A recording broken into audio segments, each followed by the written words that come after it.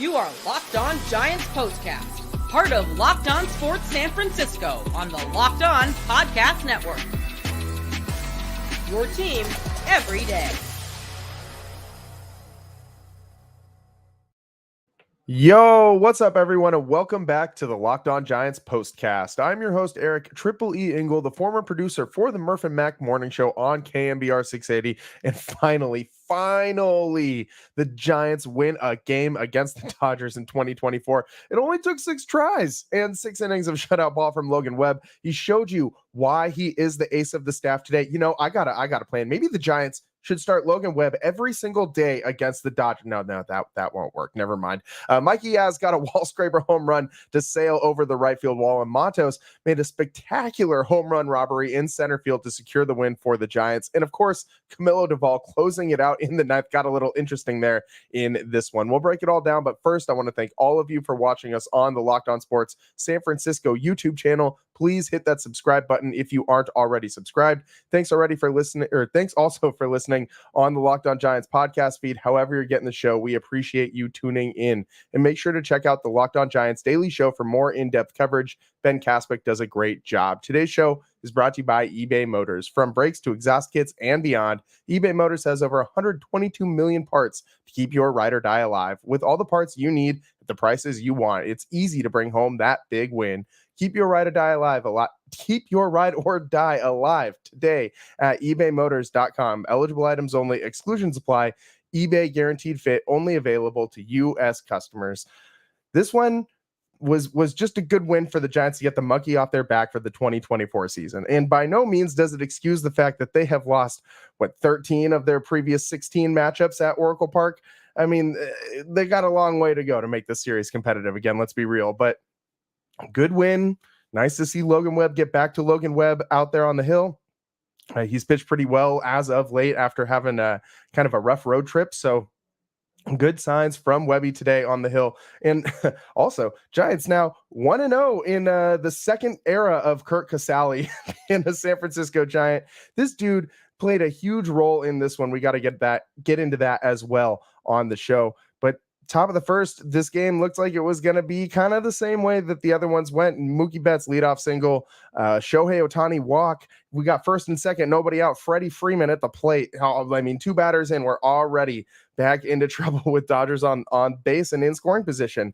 And that's when Logan Webb really started to lock in. And as we know, Logan Webb is a guy who can be vulnerable in the early parts of games. He locks in as he continues pitching and gets stronger as he goes deeper into games. And he figured it out early in this one, thankfully for the Giants. After he struck out Freddie Freeman, he hits Will Smith to load the bases with 1 out. And at that point, it just looked like, oh no, what's going to happen?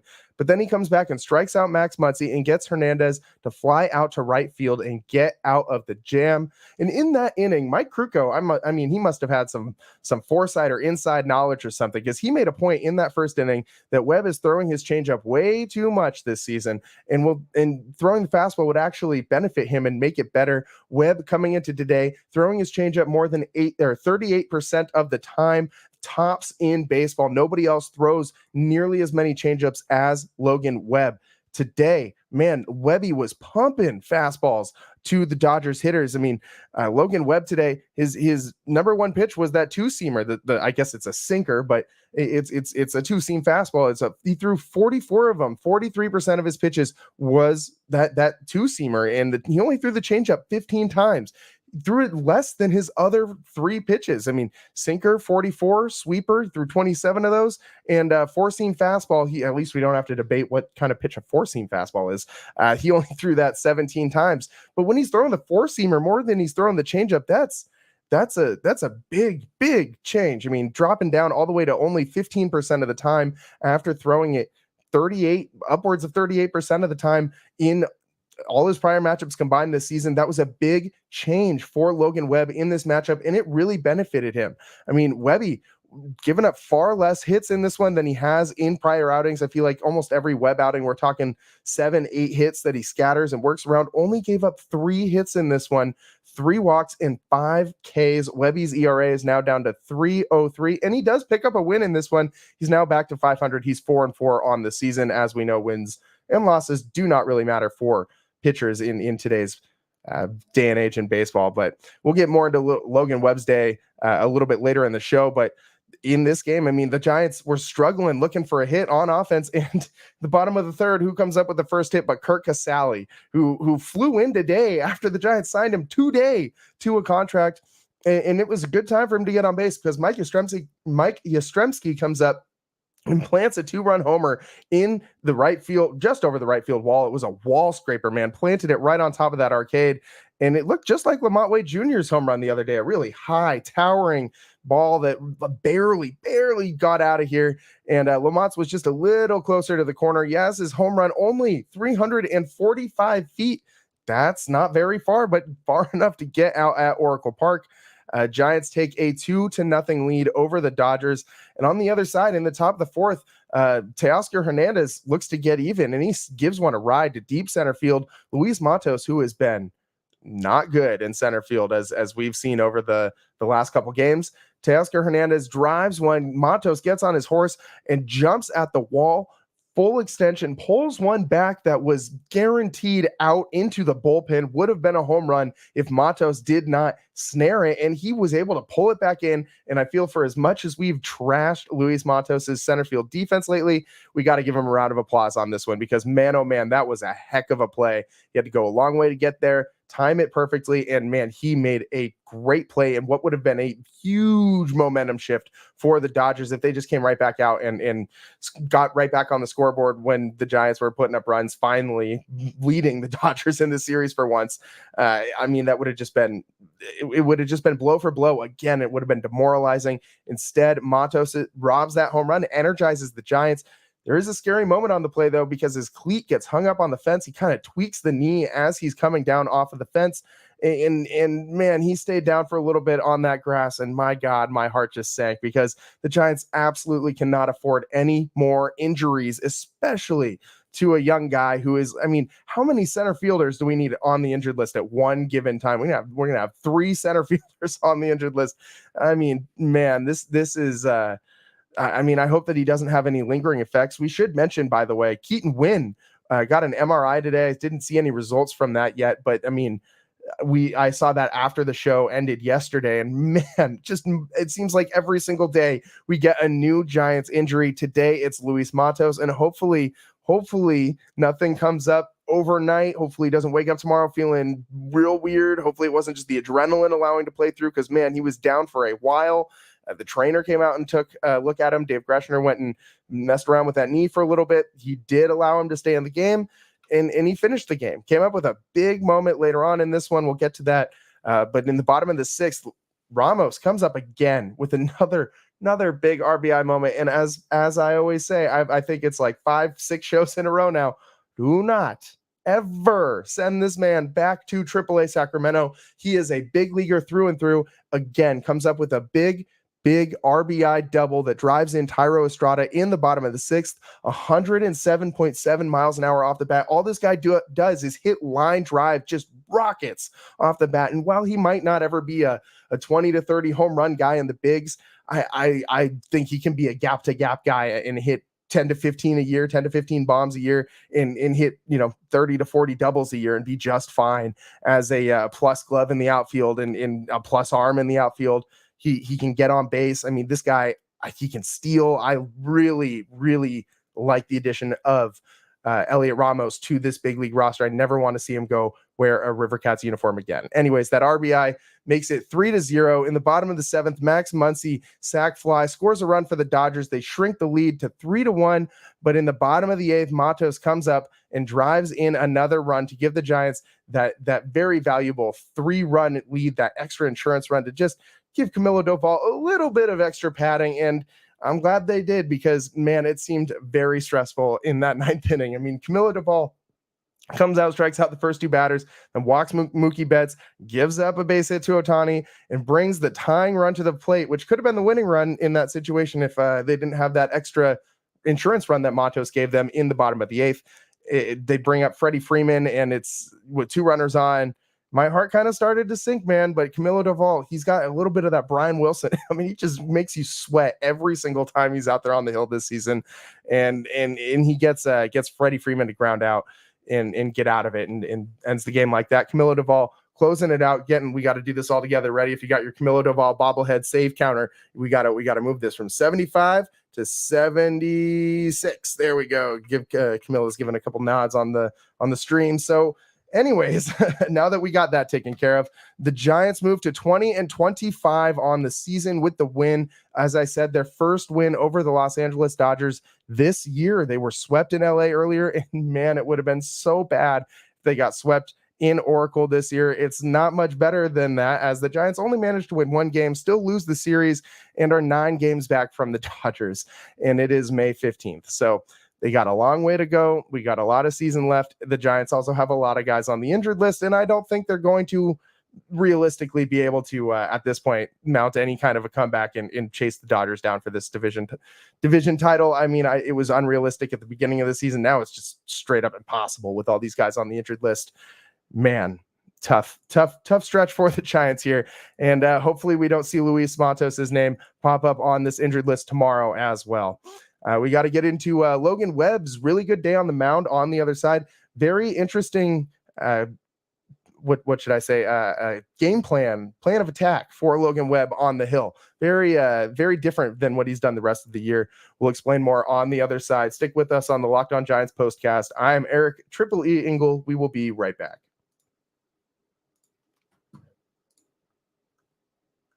Passion, drive, and patience. The formula for winning championships is also what keeps your ride or die alive. eBay Motors has everything you need to maintain your vehicle and level it up to peak performance. Superchargers, roof racks, exhaust kits, LED headlights, and more. Whether you're into speed, power, or style, eBay Motors has got you covered. With over 122 million parts for your number one ride or die, you'll always find exactly what you're looking for. And with eBay Guaranteed Fit, your part is guaranteed to fit your ride every time or your money back. Because with eBay Motors, you're burning rubber, not cash. With all the parts you need at the prices you want, it's easy to make your car the MVP and bring home that huge win. Keep your ride or die alive at ebaymotors.com. Eligible items only. Exclusions apply. eBay Guaranteed Fit only available to U.S. customers. Welcome back to the Locked On Giants postcast. I'm your host, Eric Triple E Engel. Just checking out the comments real quick. Sawyer, my guy. Logan Webb is the GOAT. I totally agree. The kid out of Rockland is the best thing going for the Giants, has been for the last couple of years. And I mean, as you guys know, he's my pick for the NL Cy Young Award winner. I still am riding with that pick. I think Webby rebounds from this kind of rough patch, and he's got a lot of season left to go out and win that award. I think he will do that. I'm still sticking with my guns on that one. But Logan Webb tonight got right back on track for reaching something just like that. The performance that he gave tonight against probably what's the best lineup in baseball to date. I mean, Logan Webb, 6 scoreless, only 3 hits, 5 strikeouts, 3 walks. Webby was doing what he does out there, getting ground ball outs, and he looked pretty good out there. 6 ground outs over the 6 innings pitched. He did get 3 flyouts as well, and Webby just looked locked in, man. And after that first inning, I got a little bit worried about him there for a second, and then he just locked in and became typical Logan Webb, which we all have come to know and love. And he did it on the strength of every pitch that wasn't his changeup, which is really weird. As we talked about a little bit earlier in the show, he always leans on that changeup. This season, he's been throwing it 39% of the time, almost nearly 39% of the time.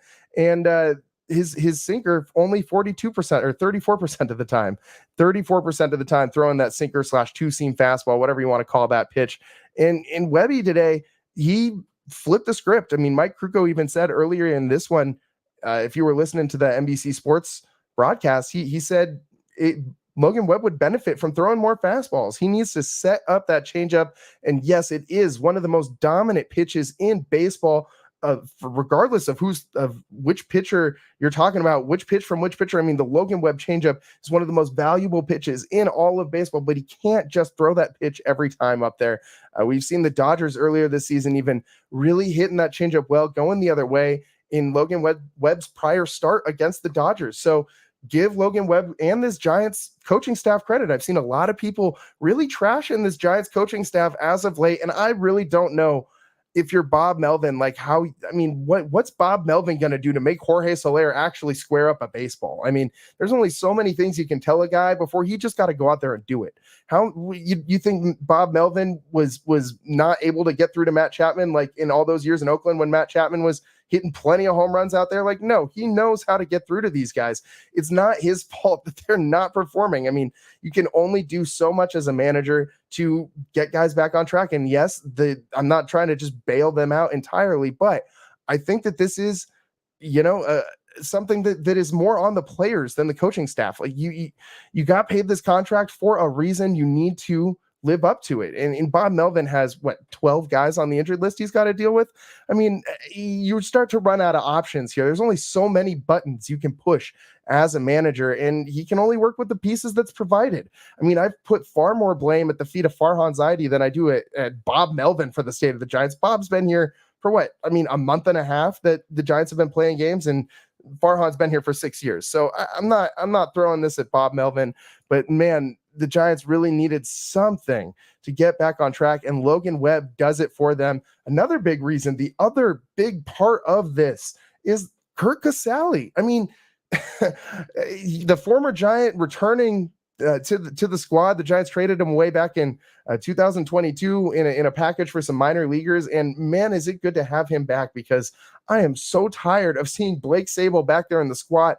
Fine with seeing him at the DH. He is a great hitter. I mean, really, like, this guy showed us last season that he can be a legit big league hitter, and he can do that for the Giants. What he can't do is play catcher at a high defensive level. You look at the ERA of the entire staff when guys like Tom Murphy and Blake Sabol are catching, and it is substantially different than what it is when Pat Bailey's back there. When Pat Bailey's back there, the Giants staff has a 3.31 ERA as a whole. When Tom Murphy's back there, it's 7.02. When Blake Sabol's back there, it's 5.14.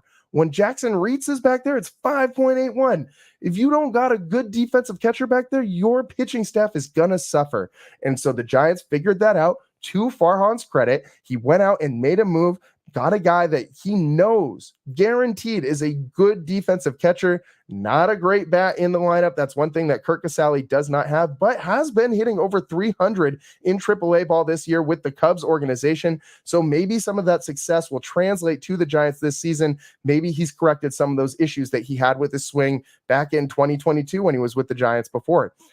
This is a guy who frequently is just trying to get off the interstate. He's trying to just barely get that average over 200. I mean, tonight, though, his first at bat as a Giant, he was batting 1,000 after that one. So, I mean, I love Curt Casali back there in the squad. I think it is completely not worth it to plug in a guy at catcher like Blake Sabol, because yes, you need the bat in the lineup, but not at the cost of your defense at the catcher position. This will impact every single pitcher on your staff. You need a guy back there who can command the staff in a way that Curt Casali can, and flat out Blake Sabol and Tom Murphy don't seem to be able to do. And Jackson Reitz, this guy is a career, minor leaguer. I don't think that this moment was a little too big for him, should we say. I mean, he had that nice feel good moment where he came up and hit that bomb, but he's not going to be anywhere close to Pat Bailey or what we would consider a good defensive catcher. And look what happens when Logan Webb and the Giants pitching staff have a good defensive catcher back there. 4-1 win. The Giants are going to win they're not going to win a lot of games, but a lot of the Giants wins are going to come in this fashion. As we know, going forward for the rest of the season, runs are at a premium. I mean, Giants are going to have to win a lot of 3-2s, 4-1s, things like that. So if you know that you need that to be the score, you need to play to your strengths. And signing a guy like Curt Casali plays to your strengths as an organization. That's what the Giants do well. That's where you need to hang your hat, is on this pitching staff and on this defense. And you need to just hope and pray for timely hitting. That's where we're at with the offense. But you can't just sacrifice a good defensive catcher. You can't go from Pat Bailey to Tom Murphy or Pat Bailey to Blake Sabol. I mean, oh man, I feel like you just can't throw a pitch in the dirt if Sabol is back there on his one knee, unable to block a ball. I don't know how you're able to get down there and block pitches if you're 6'4" and lanky and catching all on one knee with limbs going everywhere and looking all off balance. I mean, I like Casale back there a lot more than any of these other guys. Casale also drew a walk and scored a run in this one. He was driven in by Mike Yastrzemski on that 2-run blast, that wall scraper that barely caught over the right field fence, but was good enough to give the Giants a couple of runs, and that's all they really needed in this one, as Logan Webb was dominant again. 6 scoreless innings for Webby, and really, really efficient out there on the mound. I mean, I think that if they really needed him to go a little deeper, that he could have, but he did pitch 103 pitches in this one, only 62 strikes, so he could have filled up the zone a little more. But Webby was doing work out there. The Dodgers really did a good job working him deep into counts. It wasn't like Webb was really just missing too far a ton of the time. It was the Dodgers had good approaches at the plate, made Webby work. And, 100 pitches from Webb is a lot, but this guy's a workhorse, and we've seen him take on loads like this in the past. And I think that this is exactly the type of thing we'll see from Logan Webb going forward, because every time this guy pitches, he's going to think it's up to him to hold the other team to 1 to 2 runs and go out there and essentially win the game himself, because that's what's going to be required for the Giants to get victory. I mean, this offense is bad, to say the least. I mean, I'm running out of adjectives. I mean, we'll just call it what it is. They're pretty bad, man. You got a lot of guys with not a lot of big league experience, and all your big free agent acquisitions not performing. Again, Matt Chapman 0 for today. He did draw a walk, strike. He also had a strikeout.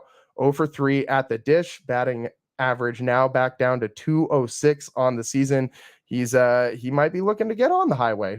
On the interstate. Man, it's been a tough season for Matt Chapman, Jorge Soler, and now it's been a tough season for Jung-Hoo Lee too, who, man, I can't even talk about that situation. It just makes me so sad, man. I mean, it was the biggest bright spot for the Giants going forward. This young, ultra-talented rookie that was going to patrol center field for years to come, and structural damage in the shoulder in a quarter of the way into the season. It's not what you want to hear.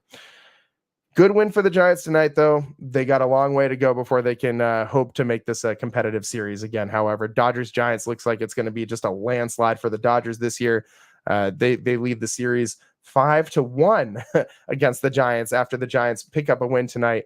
4-1 victory at Oracle Park. The first win against the Dodgers in the year of 2024. We got to take a quick break, but on the other side, we got to get more into this game and break down some more fun little tidbits and stats from this one. Stick with us on the Locked On Giants postcast. I'm your host, Eric Triple E Engel. We will be right back.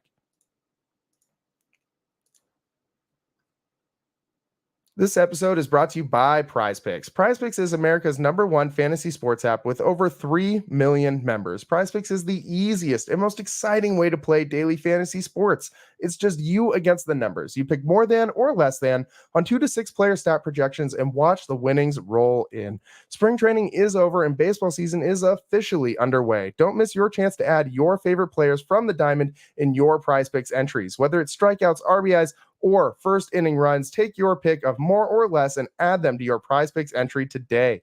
PrizePicks has something for every sports fan, from baseball and basketball to League of Legends and everything in between. You can pick Nikola Jokic, Shohei Ohtani, Connor McDavid, and Jude Bellingham all in the same entry. Download the app today and use code LOCKEDONMLB for first deposit match up to $100. Again, download the PrizePicks app today and use code LOCKEDONMLB for a first deposit match up to $100. It's PrizePicks. Pick more, pick less. It's that easy. Welcome back to the Locked On Giants postcast. I'm your host, Eric Triple E Engel. The Giants 4-1 win tonight over the Dodgers, and they did it on the strength of Logan Webb's pitching. Luis Matos having a great day out in center field, driving in a run at the dish, and Elliot Ramos another RBI at the plate as well. Mike Yastrzemski added a 2-run wall scraper home run that would have been a fly ball out in most other parks. I actually think it would have been a home run in 17 other parks. That's what I think the StatCast said. Let me just double check that here. But so that wouldn't be most other parks. That would be most parks it would be a home run in. But it was not a very well hit ball. Let's just say that. I mean, he barely scraped that thing over the right field fence. Mike Yastrzemski hitting his I believe that was his 4th home run of the season. It would have been a home run in 19 of 30 parks. So definitely more than half. So Mike Yastrzemski doing the thing as well.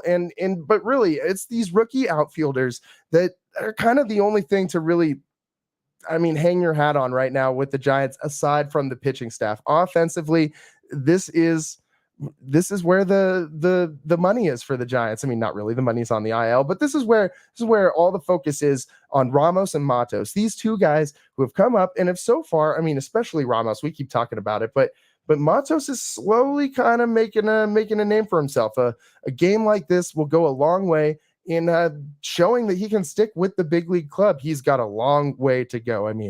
Matos, his biggest issue, aside from what fans seem to think over the last couple of days, which fans seem to be thinking his biggest issue is his defense, that's not the case. He's a pretty good defender, as we saw tonight. He's just not a center fielder, I don't think. I think this guy's more like a right. He's a corner outfielder, I think, more of a right fielder. But that wall in Oracle, he's going to have to learn how to play it. And Mike Yastrzemski is out there and plays that wall pretty dang good. So, I don't know where Matos really fits in. I think Ramos is going to be a corner outfielder of the future as well. Obviously, you have Jung-Hoo Lee out there as well, but that could very well be the offense of the offensive outfield of the future. Ramos, Matos, and Jung-Hoo Lee. If they're all able to kind of stick and come back, and Lee is able to come back and return to form, which he should be able to do. I have confidence that he will. But Ramos and Matos, if they're able to fulfill their potential and eventually hold down spots at the big league club, that would be your outfield, is Matos, Ramos, and Lee. And that is a pretty solid defensive outfield. And the one thing that you're going to be missing is home runs, unfortunately, because none of these guys really have a ton of power, but they all have the potential to be a line drive, gap to gap doubles machine. Every single one, all three of these dudes. And at Oracle Park, those doubles can turn into triples real easily. And especially with how hard Ramos in particular hits the ball. He's just launching these rockets, 100+ mile an hour rockets off his bat seemingly every single game. And that's something that we can be positive about. If we know what the season is going to be, if we know the Giants look to be at best a 500 team, if all these guys come back and start to click, they have such a big hole to climb out of at this point. And I know it's a long season, but man, they're going to need a lot of things to go their way for this team to be able to make a playoff push. This offense looks really just out of sorts, and I don't really know where help is coming from. And the more injuries you have, the less opportunities you have to make trades, the harder it is to bring in talent when you don't have talent to send out that's going to help anybody. It's tough. So the Giants, the one thing that we can look at and glean from this team is hope for the future, because that's the one thing that this team has really actually done an okay job of, or this franchise has done an okay job of these last few years, is reloading the farm system, because that thing was absolutely decimated prior to Farhan getting here. And not that he reloaded it super quickly, or that we've seen a lot of prospects really work out and stick. But we do have to say Kyle Harrison is around. That's a guy that Farhan Zaidi's been a major part, not Farhan himself, but the Farhan Zaidi era has had a major hand in developing Kyle Harrison and getting him to the big leagues. So, there are rookies that we are seeing come up and have impacts on the club, Matos, Ramos. And if there's one, I know fans are just calling for Farhan's head every single day about how he can't get, effective free agents to come in here and win games for the Giants. But the one thing this guy has done is he's reloaded this farm system. It's at least better than it was when he got here, which is not really saying a lot because it was pretty bad when he got here, but there are some bright spots. Luciano, Ramos, Matos, like these guys. I know Farhan didn't go and draft all of these guys himself, but they've all come up in his tenureship over this franchise. So it's not like he's completely doing nothing out there, he's sort of reloaded the farm system. We're starting to see some of that now. And while it doesn't fill me with confidence, I'm not trying to sit here and say that Farhan should get another 2-year extension or anything like that. Hold this guy's feet to the fire, make him sign some effective free agents for once, please, because this team really needs the help. All I'm trying to say is it's good to see some of this young talent that we can maybe have some hope for the future if these guys pan out. And so far, in a very small sample size, it looks like these guys might have a chance to stick at the big leagues. And that's the only point that I'm really making, is that maybe these guys, just maybe, these guys can contribute to some future Giants success. And I mean, that's where we're at right now with this team. We got to be realistic about where the Giants sit at this point in the season. We're about a quarter of the way in, and the Giants are almost 10 games back of the Dodgers, just 20 and 25 on the year. They're going to, I mean, like I said, a long way to go to become a competitive club again, especially with all these guys on the IL. They're going to need a lot of help to get back to the years of the 2010s, the years of the dynasties. It's been a rough stretch. I mean, one win against the Dodgers out of 6 tries isn't going to do it, but it's great to have the Giants back winning games, or a game at least, against the Dodgers in 2024. It's been something we haven't had much of at Oracle Park. So one more series against the Dodgers at Oracle. Please, can we win that one this year? I mean, the Giants and Dodgers don't play again, I think, until late June. So this series kind of pauses for about a month before we resume, and we'll get right back to it. And hopefully the Giants can actually win some games against the Dodgers the next time these guys play. That's about all the time we got for you today on the Locked On Giants postcast. I'm your host, Eric Triple E Engel. We'll see you next time. Peace.